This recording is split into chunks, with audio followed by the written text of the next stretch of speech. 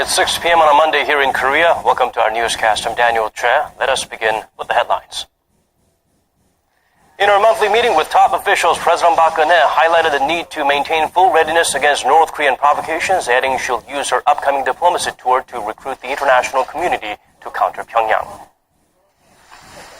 South Korean lawmakers begin questioning officials from British company Reckitt Benckiser in the deadly disinfectant scandal, criticizing the company and the British government for being uncooperative. Donald Trump is now dishing out the details on his controversial immigration plan. This comes as the latest polls show the Republican presidential nominee closing in on his rival Hillary Clinton. President Park Geun-hye chaired her monthly meeting with her key aides this morning. She called for defense readiness against North Korea's threats and also laid out her goals for the upcoming state visits. Song Ji-sun starts us off. President Park began her message by stressing the severity of North Korean threats, which have now become an imminent danger to the South. Regarding the North ballistic missile launch last week, which was an apparent protest against Seoul and Washington's joint military drill, President Park warned that the survival of the nation and the people will be at risk if Pyongyang managed to load a nuclear warhead on its ballistic missiles.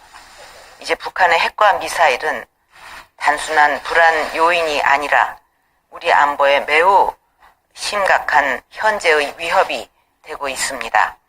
북한이 어떤 형태로 도발을 하든 그 시도 자체가 북한 정권의 자멸로 이어질 수 있도록 확고한 응징 태세를 유지해 주기 바랍니다.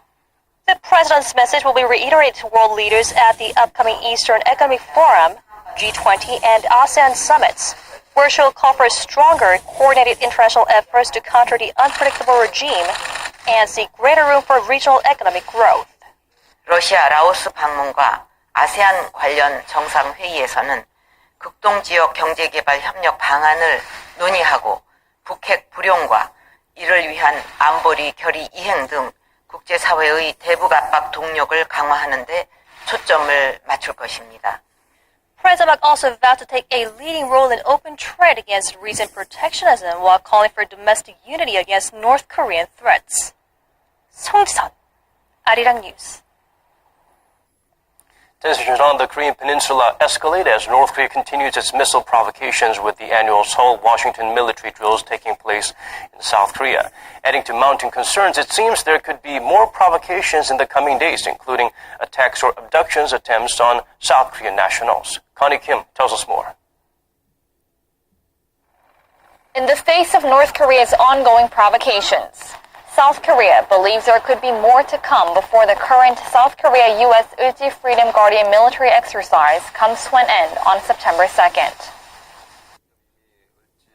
North Korea fired a submarine-launched ballistic missile while the Ulji Freedom Guardian military exercises are taking place. That's why there is ample possibility that Pyongyang may carry out additional provocations rather than stopping with threatening words.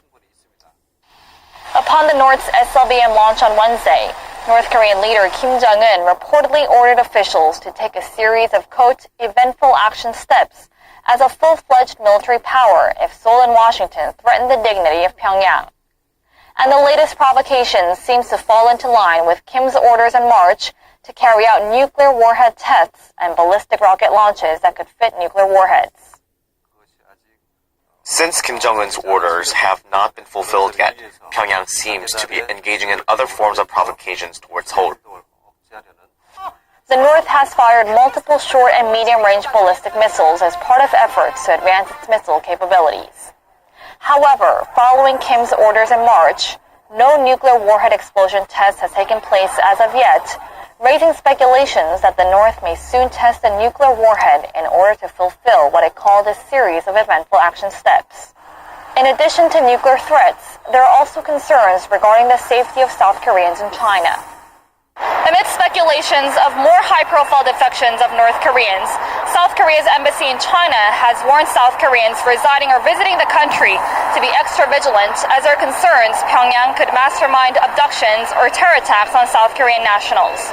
Connie Kim, 아리랑 뉴스. South Korean defense officials highlighted the gravity of the threat posed by North Korea's submarine-launched ballistic missiles.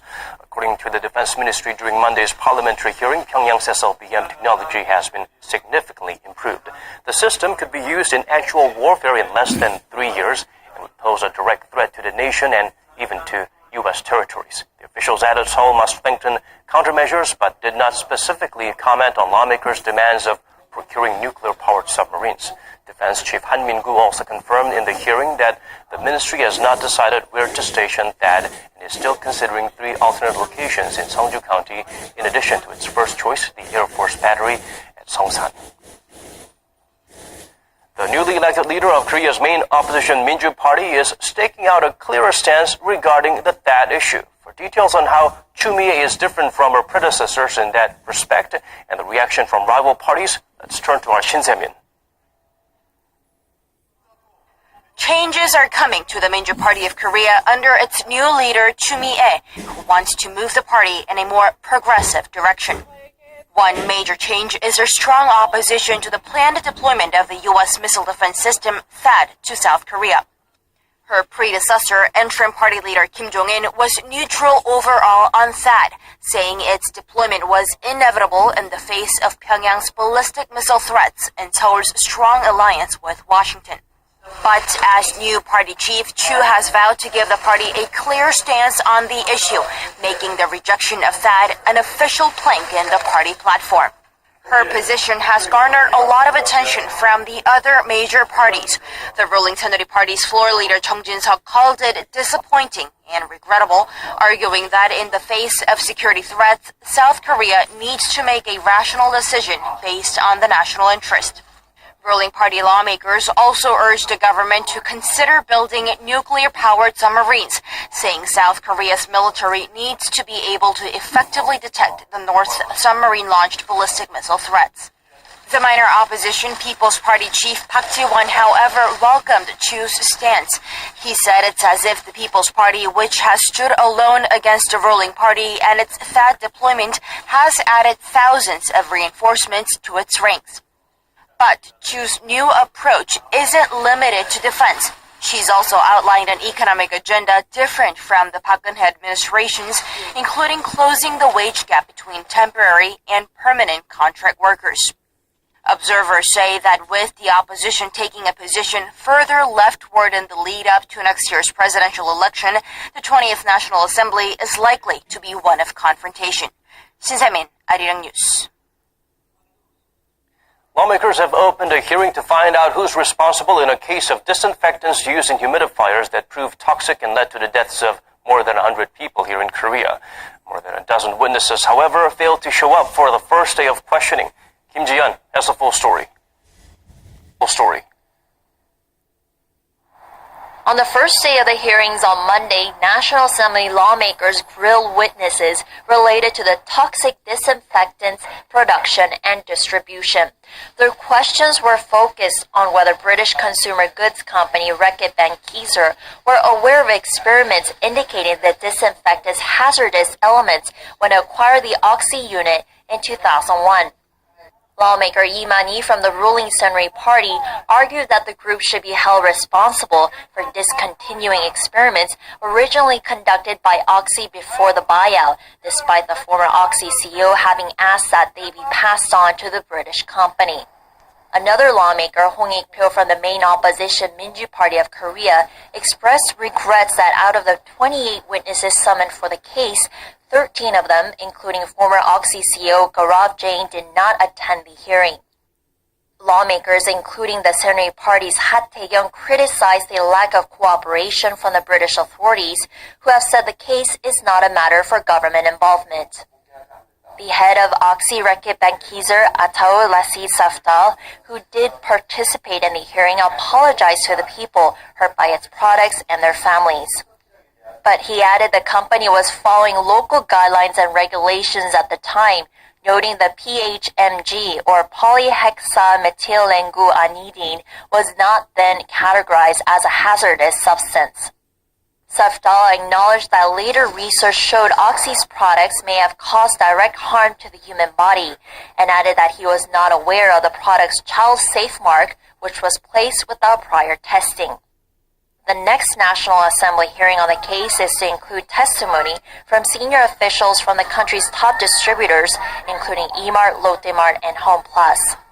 The humidifier disinfectant case came to light after 4 pregnant women died of unknown lung problems in 2011, which led to an investigation that confirmed a connection between more than 100 deaths from lung problems and the chemicals used to clean household humidifiers.